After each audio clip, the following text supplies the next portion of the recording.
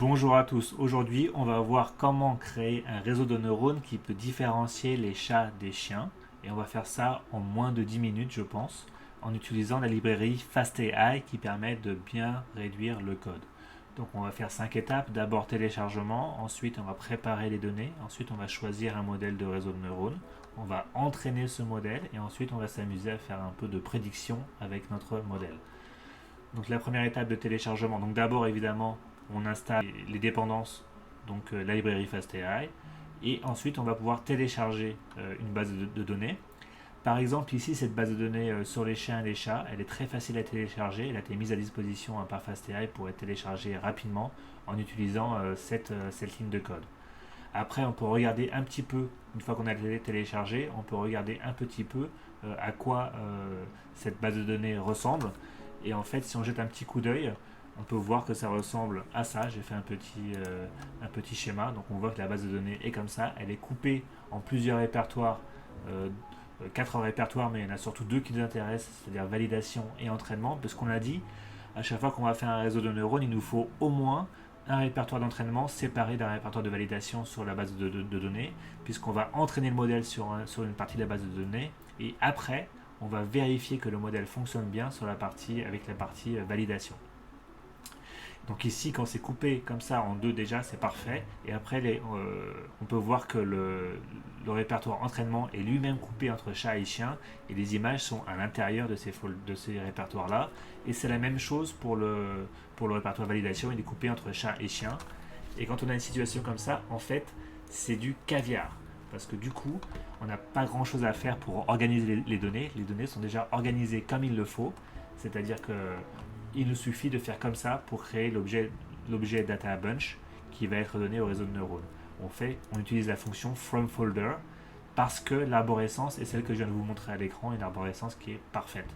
Si elle n'était pas comme ça, il faudrait travailler un petit peu pour arriver à comprendre comment faire les labels, à séparer entre validation et entraînement, etc. Là, on n'a pas besoin. Donc on utilise ça, une ligne de code, et ça fonctionne pour nous préparer pour préparer les données.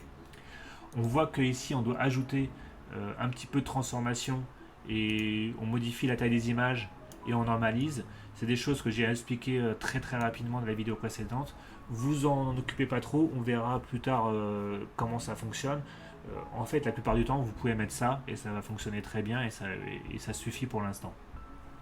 Après, on peut jeter un petit coup d'œil à nos données, donc avec cette fonction show batch. Donc on voit quelques images de jolis chiens et de quelques chats aussi.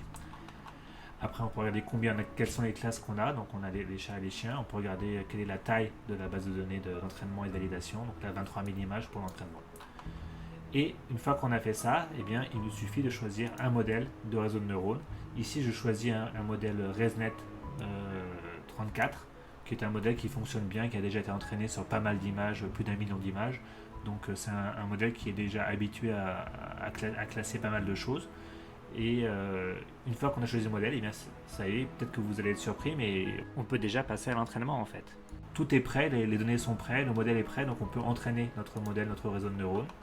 Et on utilise pour ça cette fonction où on choisit le nombre d'époques qu'on veut utiliser. Un époque, c'est un passage dans toutes les données. Donc ici, on fait 4 passages dans toutes les données. Et on voit que ça a pris à peu près 20 minutes. Et on voit que la précision de notre modèle sur le jeu de validation à la fin est de 99,5%. Donc c'est vraiment pas mal du tout. Et pour vérifier ça, on peut s'amuser à faire un petit peu de prédiction. Donc pour la prédiction, on peut prendre une image.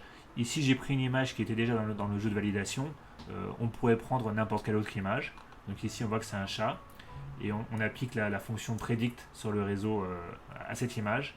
Donc on voit que ça nous renvoie à pas mal d'informations, mais ce qui compte c'est la première information. Donc si on prend le premier élément du tuple, on va voir catégorie 4, donc c'est un chat. Ça tombe bien, c'est bien ce qu'on pensait. Et voilà, on a fini, on a fait un réseau de neurones en moins de 5 minutes, en moins de 10 minutes, ça c'est sûr.